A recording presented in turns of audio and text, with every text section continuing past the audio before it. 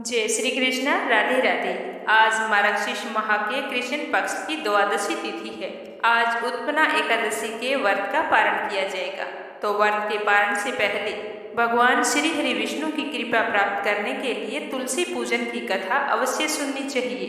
कथा सुनने के बाद पहले ब्राह्मणों को भोजन करवाएं और बाद में यथासंभव दान दक्षिणा देकर उन्हें प्रसन्नचित मन से विदा करें। उसके बाद भगवान श्री हरि विष्णु से अपने व्रत में हुई भूल चूक के लिए क्षमा मांगे। उसके बाद में ही व्रत का पारण करना चाहिए। तो आइए सुनते हैं तुलसी पूजन की कथा।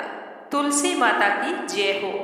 एक बुढ़िया थी, वह नित्य नियम से तुलसी माता की पूजा करती थी। उसके एक पोती थी, तो वह अपनी दादी को नित्य नियम से तुलसी माता की पूजा करते हुए देखकर वो भी नियम से तुलसी माँ की पूजा करने लगी। अब वह रोजाना सुबह जल्दी उठती, स्नान करने के बाद में सबसे पहले तुलसी माता को जल अर्पित करती, उसी के बाद कुछ खाना पीना करती थी। धीरे धीरे उसका यह नियम बन गया कि वो तुलसी की पूजा किए बिना कुछ भी नहीं खाती पीती थी। इस तरह समय बीतता गया। समय के साथ वो कन्या बड़ी हो गई। जब वो कन्या शादी लायक हुई तो उसके माता पिता ने एक अच्छे से घर में उसकी शादी करवा दी। शादी के बाद जैसे ही वो ससुराल के लिए विदा होने लगी तो उसकी दादी माँ ने उसे एक तुलसी का गमला दिया और कहा कि बेटा, नियम से इसकी पूजा ससुराल में भी करना, इससे तुम्हारे घर में सुख सौभाग्य की वृद्धि होगी। तो वह बड़े ही खुशी से अपनी दादी माँ से उस गमले को लेकर ससुराल चली गई और रोजाना सुबह जल्दी उठती और फिर स्नान करके तुलसी माता की पूजा करती। उसी के बाद में चाय पीती। ससुराल में उसके 2 जेठानियां थी। वो उसे इस तरह पूजा पाठ करते देखती तो ईर्ष्यावश उसका मजाक उड़ाती थी। कहती कि बड़ी आई नियम धर्म वाली, सारे शास्त्र तुम ही जानती है। सुबह का काम काज ना करना पड़े इसीलिए बहाना बनाकर तुलसी की पूजा करने के लिए बैठ जाती है। ऐसा करते करते एक दिन दोनों जेठानियों ने कहा कि क्यों न आज हम इसका गमला छुपा देते हैं, देखते हैं कि ये पूजा कैसे करे। तो उन्होंने ले जाकर एक जगह तुलसी का गमला छुपा दिया। वह कन्या स्नान करके इधर उधर गमला ढूंढती रही। काफी देर बाद ढूंढने पर उसे गमला मिला तो उसने पूजा की और उसके बाद में ही भोजन किया। अब उन दोनों जेठानियों का तो रोजाना नियम बन गया। वो उसकी तुलसी के गमले को उठाती और कहीं ना कहीं ले जाकर छुपा देती। लेकिन उसने अपनी जेठानियों को कुछ भी नहीं कहा। वह अपनी श्रद्धा से इधर उधर ढूंढकर जब भी उसे गमला मिलता तो उसमें जल सींचकर उसी के बाद खाना खाती। तो एक दिन उसकी जेठानी ने गमले को वहां से उठाया और दूर जाकर जंगल में फेंक आई। तो उस दिन उस कन्या ने स्नान करके गमले को खूब ढूंढा पर उसे गमला नहीं मिला। वह तो बहुत ही परेशान हो गई और दुखी होकर अपने कमरे में बैठ गई और उसने खाना भी नहीं खाया क्योंकि उसका नियम था वो पूरा नहीं हुआ। तो उसे इस तरह से परेशान देखकर तुलसी माता उसकी सच्ची भक्ति से बहुत ही प्रसन्न हुई। तुलसी माँ के आशीर्वाद से उसके कमरे में तुलसी माँ का गमला प्रकट हो गया। अगले दिन जब वह सुबह उठी तो देखती है कि उसके खाट के चारों कोनों पर तुलसी माता का गमला है। तो यह देखकर वो तो बहुत ही प्रसन्न हुई और कहने लगी कि अब मेरी तुलसी माता को कोई नहीं चुरा सकेगा। पूजन करने के लिए मुझे अब कहीं बाहर नहीं जाना पड़ेगा और कोई भी मेरी तुलसी माता को फेंक भी नहीं सकेगा। तो वो जल्दी से स्नान करने के लिए गई और स्नान करके तुलसी माता की पूजा की और पूजा करने के बाद में जैसे ही रसोई घर में वो खाना खाने के लिए गई तो उसे भोजन करता हुआ देखकर उसकी दोनों जेठानियां उसका मजाक उड़ाने लगी और कहने लगी कि लो, देवरानी का नियम धर्म पूरा हो गया। और उसके पास आकर बोली कि तुलसी जी की पूजा कर ली क्या देवरानी जी? तो वह बोली कि हाँ कर ली। तो उसकी जेठानी बोली कि क्यों झूठ बोल रही है, सही सही बोलना कि भूख बर्दाश्त नहीं होती, खाना खाना है तो यूं ही खा लो, पूजा करने का बहाना क्यों बना रही है? तो उसने कहा कि जेठानी जी मैंने पूजा कर ली है। तो उसकी जेठानी बोली कि गमला तो हमने फेंक दिया, तूने पूजा कहाँ से की? आप मेरे कमरे में जाकर देख सकती हैं, मैंने पूजा कर ली।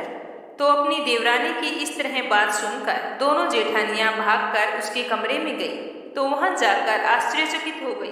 देखा कि तुलसी माता का बड़ा सारा पौधा वहां पर खड़ा है। तो ये देखकर उसकी जेठानियां बहुत ही शर्मिंदा हुई और बोली कि देवरानी तेरी भक्ति सच्ची है, हमने तुम्हें यूं ही परेशान किया, हमें माफ कर दो। उसी दिन से तीनों देवरानी जेठानी सुबह जल्दी उठकर स्नान करती और उसके बाद में तुलसी माता की पूजा अर्चना करके उसके बाद में घर का कोई अन्य काम करती। ऐसा करने से उनके घर में सुख सौभाग्य का वास हुआ, अन्न और धन के भंडार भर गए और 10वें महीने उन तीनों देवरानियों जेठानियों को सुंदर पुत्र की प्राप्ति हुई। हे तुलसी माता, जैसी कृपा आपने उन पर की वैसी हम पर भी करना, अपनी कृपा दृष्टि बनाए रखना। अगली कहानी एक ब्राह्मण की। एक ब्राह्मण था, वह सुबह सवेरे स्नान करके मंदिर जाता था।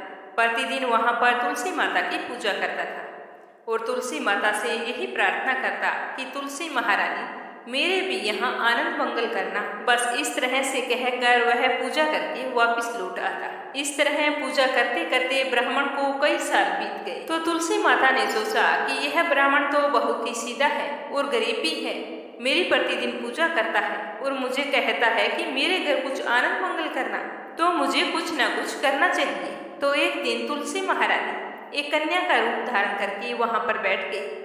जैसे ही सुबह सुबह ब्राह्मण देवता पूजा पाठ करने के लिए आए और तुलसी माता की पूजा करके अपने घर को जाने लगे, तो वह बोली कि बाबा, मैं भी तुम्हारे साथ चलना चाहती हूँ। तो ब्राह्मण ने सोचा कि 6 लड़कियां तो मेरे पहले से हैं और 7 लड़कियों का मैं पालन पोषण कैसे करूँगा, लड़कियों की शादी कैसे कराऊंगा, मेरे पास तो कुछ भी नहीं है। यह सोचकर उसने उस लड़की से कुछ नहीं कहा और चुपचाप अपने घर लौट आया। दूसरे दिन जब ब्राह्मण फिर से मंदिर गया तो वह कन्या वहीं पर बैठी हुई मिली और ब्राह्मण पूजा करके आने लगा। तो वह बोली कि बाबा, मैं भी आपके साथ चलूं। तो वह ब्राह्मण कुछ भी नहीं बोला और सीधा अपने घर आ गया। लेकिन मन ही मन सोच सोच कर वह दुखी रहने लगा। चिंता के कारण उसका खाना पीना बिल्कुल ही कम हो गया। तो एक दिन उसकी पत्नी ने कहा कि स्वामी, क्या बात है, आजकल बहुत दुखी दुखी दिखाई देते हो, क्या सोचते रहते हो। तो वह ब्राह्मण अपनी पत्नी से बोला कि मैं मंदिर जाता हूँ, तो वहाँ पर एक छोटी सी सुंदर सी कन्या बैठी है और वो कहती है कि बाबा, मैं भी आपके साथ चलूँ। तो मैं उसे क्या जवाब दूँ, मेरे पास तो कुछ भी नहीं है। तुम्हें तो पता है कि हम कितने गरीब हैं, 6 बेटियों का पालन पोषण तो हमसे होता नहीं है, तो 7वीं का कहाँ से करेंगे। मैं तो यही सोच सोच कर बहुत ही दुखी रहता कि उसे क्या जवाब दूं। अब तो मेरा मंदिर जाने से भी जी घबराता है। तो ब्राह्मण की बात सुनकर उसकी पत्नी बोली कि अरे, इसमें परेशान होने की क्या बात है, आ रही है तो आने दो। कल जब तुम मंदिर जाओ तो उस लड़की को अपने साथ ले आना, वो भी तो हमारी बेटी है।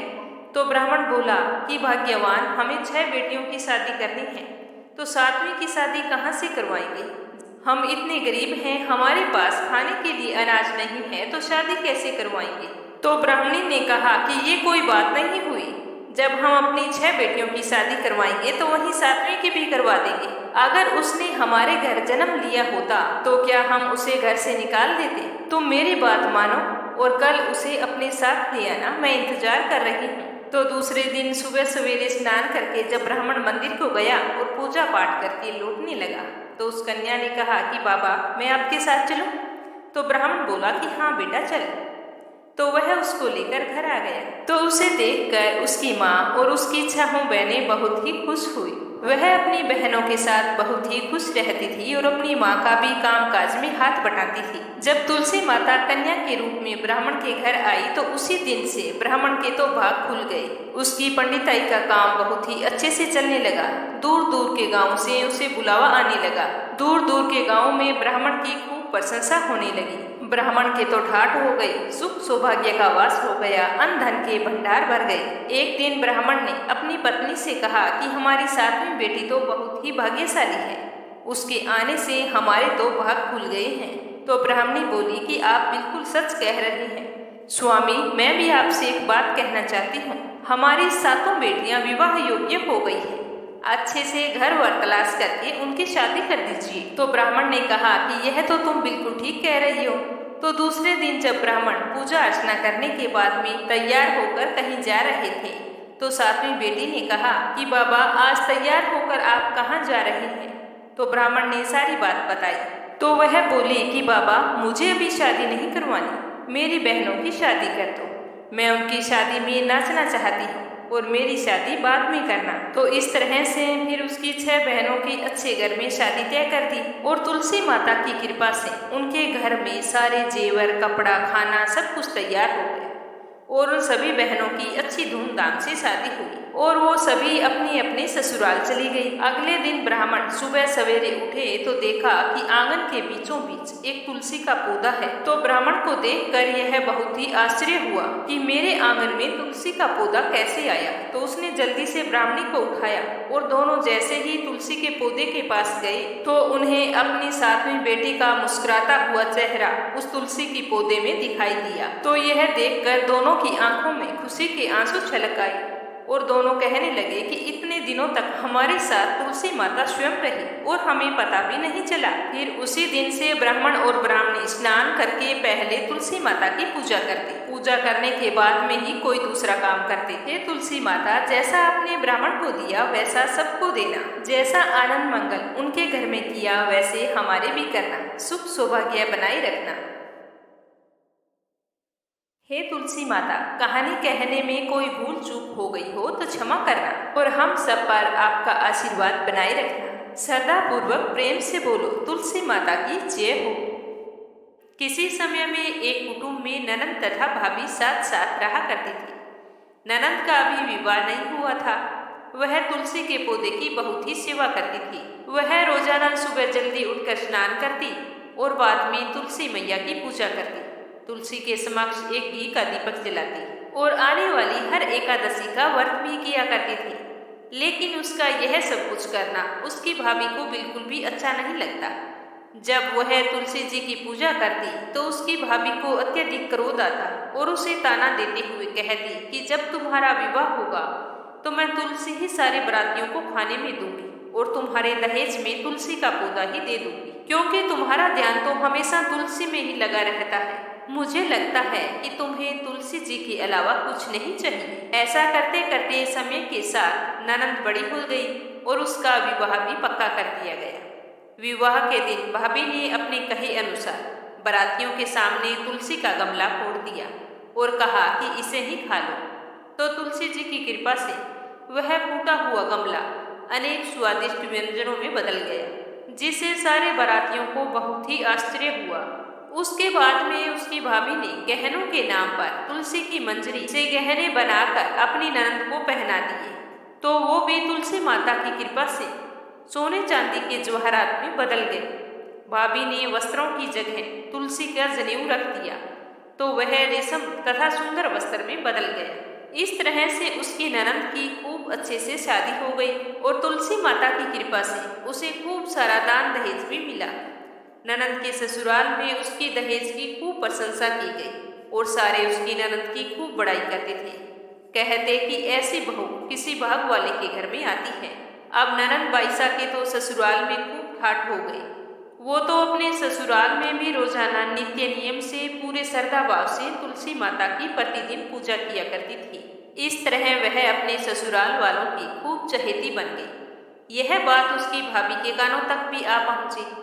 उसे बहुत ही आश्चर्य हुआ, लेकिन साथ ही उसे तुलसी माता की पूजा का महत्व भी समझ में आ गया। तो उस भाभी के भी एक लड़की थी। वह अपनी लड़की से कहने लगी कि तुम भी तुलसी की सेवा किया करो, तुम्हें भी बुआ की तरह फल मिलेगा। लेकिन उसकी बेटी की पूजा में बिल्कुल भी रुचि नहीं थी। जबरदस्ती वह अपनी लड़की से सेवा करने को कहती तो वो अपने माँ के कहने पर सेवा तो करती, लेकिन उसका मन तुलसी सेवा में बिल्कुल भी नहीं लगता था। धीरे धीरे समय के साथ वह लड़की भी बड़ी हो चली, उसकी भी सगाई तय कर दी गई। तब भाभी सोचने लगी कि मुझे इसके लिए दान दहेज इकट्ठा करने की जरूरत नहीं है।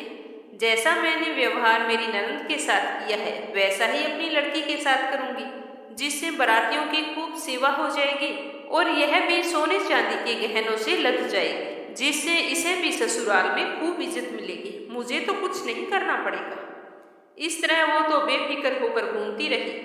ऐसा करते करते शादी वाला दिन आ गया। जैसे ही बारात आई तो उसने बारातियों के सामने तुलसी का गमला फोड़ दिया, लेकिन इस बार गमले की मिट्टी मिट्टी ही रही।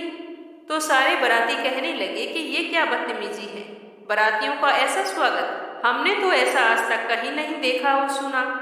बारातियों का इस तरह स्वागत किया जाता है। इस तरह बोल बोल कर वो भला बुरा कहने लगे। तो भाभी तो चुपचाप खड़ी हुई देखती रही। उसकी समझ में कुछ नहीं आ रहा था, लेकिन जैसे ही उसके फेरों का समय आया तो उसने अपने बेटी के गले में तो तुलसी के मंजरी से गहने बनाकर डाल दिए। लेकिन अब की बार मंजरी तथा पत्ते वैसे ही रहे। जनेऊ ने भी अपना रूप नहीं बदला। अब सभी लोग बाराती सारे भाभी की बुराई कर रहे थे। किसी बड़े बुजुर्ग के समझाने पर उन दोनों का विवाह तो करवा दिया गया और बारात अपने घर चली गई। लेकिन सारे बाराती भाभी की बुराई कर रहे थे और लड़की जैसे ही ससुराल पहुंची तो उसके ससुराल वाले लड़की की भी बुराई करने लगे। उस लड़की की शादी में उसकी बुआ को नहीं बुलाया था। जब से वो इस घर से ब्याह कर गई थी तब से वो अपने ससुराल में ही रहती थी। उसकी भाभी कभी भी अपनी ननद को अपने यहाँ नहीं बुलाती थी। तो एक दिन उसके भाई ने सोचा कि मैं मेरी बहन से वहीं पर मिलकर आ जाता हूँ और उसे बता देता हूँ कि तुम्हारी भतीजी का विवाह कर दिया है। तो उसने अपनी पत्नी से कहा कि मैं अपनी बहन से मिलने के लिए जा रहा हूँ, कुछ मिठाई और उपहार मेरी बहन के लिए दे दो। तो भाभी ने थैले में जवार भरकर कहा कि ये ले जाओ, और कुछ नहीं है मेरे पास ले जाने के लिए। तो वह बहुत ही दुखी हुआ और दुखी मन से बहन के पास चल दिया। रास्ते में सोचता रहा कि कोई भाई अपनी बहन के घर जवार को लेकर कैसे जा सकता है।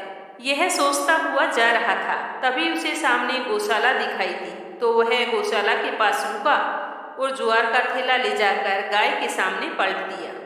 तो वहां पर गाय पालने वाले ने कहा कि भैया आप यह क्या कर रहे हैं? गाय के सामने हीरे मोती तथा सोना क्यों डाल रही हैं? आपको क्या हो गया है? आपकी तबीयत तो ठीक है? तो ये सुनकर उसने अपने ज्वार से भरे थैले की ओर देखा तो थैले के अंदर ज्वार की जगह हीरे मोती बन चुके थे। तो यह देखकर वह बहुत ही खुश हुआ और खुशी से उसकी आंखों में आंसू आ गए। तो गाय पालने वाले ने कहा कि भैया क्या बात है? तो उसने सारी बात उसे बताई और फिर हीरे मोती से भरी हुई थैली लेकर अपनी बहन के घर की ओर चल दिया। जैसे ही अपनी बहन के घर पहुंचा तो बहन ने अपने भाई को देखा तो देखकर बहुत ही प्रसन्न हुई। तब उसके भाई ने बताया कि बहना, तुम्हारी भतीजी की शादी कर दी है। मेरे काम ज्यादा होने की वजह से तुम्हें मैं लेने के लिए नहीं आ सका, इसीलिए मैं अब तुमसे मिलने के लिए आया हूँ। ये कहते हुए हीरे मोती से भरी हुई थैली अपनी बहन को पकड़ा दी। उसकी बहन तो सब कुछ जानती थी, लेकिन फिर भी जानबूझकर अनजान बनते हुए कहा कि कोई बात नहीं भैया, मैं यहाँ पर बहुत खुश हूँ। तुम्हारे आशीर्वाद से मुझे यहाँ पर सब कुछ मिल गया है। तो अपनी बहन के ठाट बाट देखकर वो बहुत ही खुश हुआ और मन ही मन भगवान का धन्यवाद करने लगा। इस तरह सच्चे मन से पूरी श्रद्धा से तुलसी माता की पूजा करने से बिन माँ की बच्ची को सब कुछ मिल गया। जय हो तुलसी माता की, जय हो कृष्ण कन्हैया की, जय हो विष्णु भगवान की। कहानी। एक बार भगवान शिव ने अपने तेज को समुद्र में फेंक दिया था। उससे एक महातेजस्वी बालक ने जन्म लिया। यह बालक आगे चलकर जालंधर के नाम से पराक्रमी दैत्य राजा बना। इसकी राजधानी का नाम था जालंधर की नगरी। दैत्यराज कालनेमी की कन्या वृंदा का विवाह जालंधर से हुआ। जालंधर महाराक्षस था। अपनी सत्ता के मद में चूर उसने माता लक्ष्मी को पाने की कामना से युद्ध किया, परंतु समुद्र से उत्पन्न होने के कारण माता लक्ष्मी ने उसे अपने भाई के रूप में स्वीकार किया था। तो वह वहां से पराजित होकर देवी पार्वती को पाने की लालसा से कैलाश पर्वत पर जा पहुंचा। भगवान देवादिदेव शिव जी का ही रूप धरकर माता पार्वती के समीप पहुंच गए, परंतु मां ने अपने योग बल से उसे तुरंत पहचान लिया और वहां से अंतर्ध्यान हो गई। देवी पार्वती ने क्रोधित होकर सारा वृत्तांत भगवान विष्णु को सुनाया। जालंधर की पत्नी वृंदा अत्यंत पतिव्रता स्त्री थी। उसके पतिव्रत धर्म की शक्ति से जालंधर को ना तो मारा जा सकता था और ना ही वह पराजित होता था। इसीलिए जालंधर का नाश करने के लिए वृंदा के पतिव्रत धर्म को भंग करना बहुत ही जरूरी था। इसी कारण भगवान विष्णु ऋषि का वेश धारण करके वन में जा पहुंचे, जहां वृंदा अकेली भ्रमण कर रही थी। भगवान के साथ दो मायावी राक्षस भी थे, जिन्हें देखकर वृंदा भयभीत हो गई।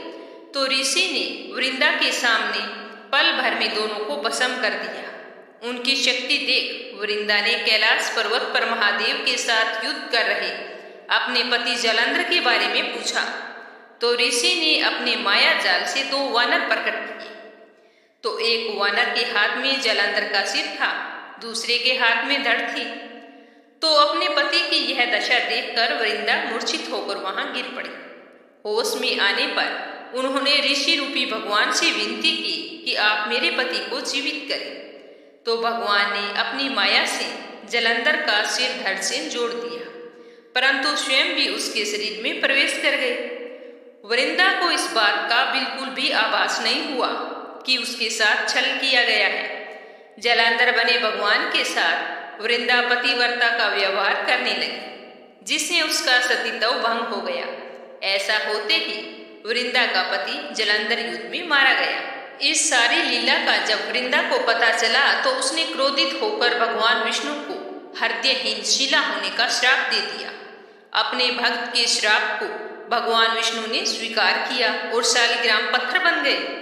सृष्टि के पालन कर्ता के पत्थर बन जाने पर पूरे ब्रह्मांड में असंतुलन की स्थिति हो गई। यह सब देखकर सारे देवी देवताओं ने वृंदा से प्रार्थना की कि भगवान विष्णु को श्राप से मुक्त करो। तो वृंदा ने भगवान विष्णु को तो श्राप से मुक्त कर दिया, परंतु स्वयं आत्मदाह कर लिया।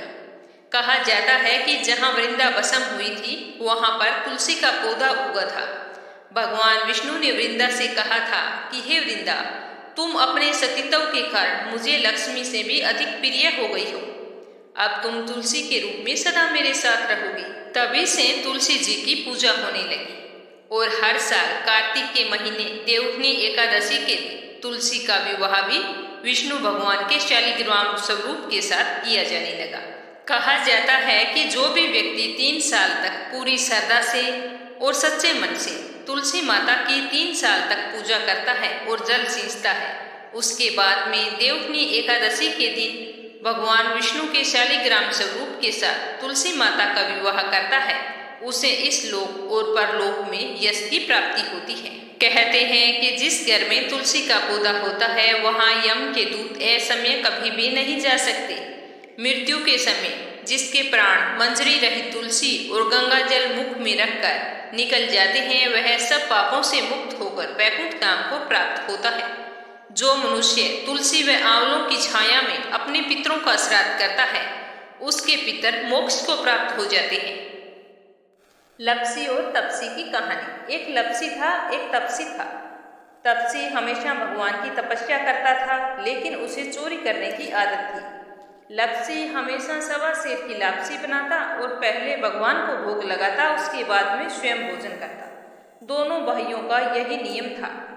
तो एक दिन कोई बात को लेकर दोनों में कहासुनी हो गई। तो तपसी बोला कि मैं रोजाना भगवान की तपस्या करता हूँ, इसीलिए मैं बड़ा हूँ। तो लपसी बोला कि मैं रोज भगवान को सवा सेर लापसी का भोग लगाता हूँ, इसीलिए मैं बड़ा हूँ। ऐसा कहते हुए दोनों जोर जोर से लड़ने लगे। तभी वहां से नारद जी गुजर रहे थे। दोनों को लड़ता हुआ देखकर वहां आए और उनसे पूछा कि तुम दोनों लड़ क्यों रहे हो। तो दोनों ने अपने आप को बड़ा बताया और साथ में बड़ा होने का कारण भी बताया। तो नारद जी बोले कि मैं तुम्हारा फैसला कर दूंगा, कल आऊंगा, बता दूंगा भी कौन बड़ा है। दूसरे दिन लपसी और तपसी नहाकर अपनी रोज की भक्ति करने आए। तो नारद जी ने छुपकर 1.25 करोड़ की एक एक अंगूठी उन दोनों के आगे रख दी। जैसे ही भक्ति करते हुए तपसी की नजर उस अंगूठी पर पड़ी तो उसने चुपचाप से उठाई और अपने पैर के नीचे दबा ली। लपसी की नजर अंगूठी पर पड़ी, लेकिन उसने ध्यान नहीं दिया। उसने पहले भगवान को भोग लगाया और फिर स्वयं भोजन करने के लिए बैठ गया। थोड़ी देर बाद नारद जी सामने आए तो दोनों ने पूछा कि अब बताओ हम में से कौन बड़ा है। तो नारद जी ने तपसी से खड़ा होने के लिए कहा। तो वो खड़ा हुआ तो उसके पैर के नीचे दबी हुई अंगूठी दिखाई दी।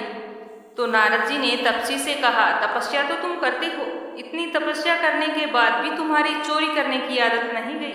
ये अंगूठी मैंने ही तुम दोनों के आगे रखी थी। मैं ये देखना चाहता था कि तुम दोनों में से किन के मन में लालच है। तो तूने तो अंगूठी दिखाई पड़ते ही झट से अपने पैर के नीचे दबा ली। लेकिन लपसी का ध्यान अंगूठी पर जाने के बाद भी लपसी ने अंगूठी को ना ही उठाया और ना ही ध्यान किया। उसने सिर्फ अपने भगवान जी में ही ध्यान रखा, उन्हें भोग लगाया और बाद में स्वयं भोजन करने लगा। इसीलिए लपसी बड़ा है और तुम्हें तुम्हारी तपस्या का कोई भी फल नहीं मिलने वाला। जितनी चाहे मर्जी तुम तपस्या कर लो, तुम्हें इसका कोई भी फल नहीं मिलेगा। तो तपसी को यह सुनकर बहुत ही दुख हुआ और वह शर्मिंदा होकर नारद जी से माफी मांगने लगा और कहने लगा कि आज तक की मेरी गलती माफ करो और मुझे बताओ कि मुझे मेरी तपस्या का फल कैसे मिलेगा। आज के बाद कभी भी मैं चोरी नहीं करूंगा। तो नारद जी ने कहा कि यदि कोई गाय और कुत्ते की रोटी नहीं बनाएगा तो उसका फल तुझे मिलेगा। यदि कोई आदमी ब्राह्मण को भोजन करवाकर उसे दक्षिणा नहीं देगा तो उसका फल भी तुझे ही मिलेगा। अगर किसी को सूट तीवल साड़ी अगर हम देते हैं, उसके ऊपर अगर भेंट स्वरूप कुछ रुपए नहीं देंगे तो उसका फल भी तुझे ही मिलेगा। अगर कोई व्यक्ति दिए से दिया जलाएगा तो उसका फल भी तुझे ही मिलेगा। अगर कोई औरत आंगन लीप कर चौका नहीं लीपेगी तो उसका फल भी तुझे ही मिलेगा। यदि कोई व्रत कथा में सारी कहानी सुन ले लेकिन तुम्हारी कहानी ना सुने तो उसका फल भी तुझे ही मिलेगा। उसी दिन से हर व्रत कथा और कहानी के साथ लपसी तपसी की कहानी कहीं और सुनी जाती है। हे विष्णु भगवान, हे कृष्ण कन्हैया, कहानी कहने में या सुनने में कोई गलती हो गई हो तो क्षमा करना। तो ये थी तुलसी पूजन की कथा। कथा समाप्त होते ही कमेंट बॉक्स में तुलसी माता का जयकारा अवश्य लगाना। कमेंट बॉक्स में तुलसी माता की जय हो अवश्य लिखना। और साथ ही इसी चैनल पर रोजाना मार्गशीर्ष माह में श्रीमद् भागवत गीता की अध्याय बहुत ही सरल भाषा में प्रस्तुत किए जा रहे हैं, तो उन्हें श्रद्धापूर्वक सुनना और ज़्यादा से ज़्यादा शेयर करना। भगवान श्री हरि विष्णु आपकी सारी मनोकामनाएं पूर्ण करें। जय श्री कृष्णा। राधे राधे।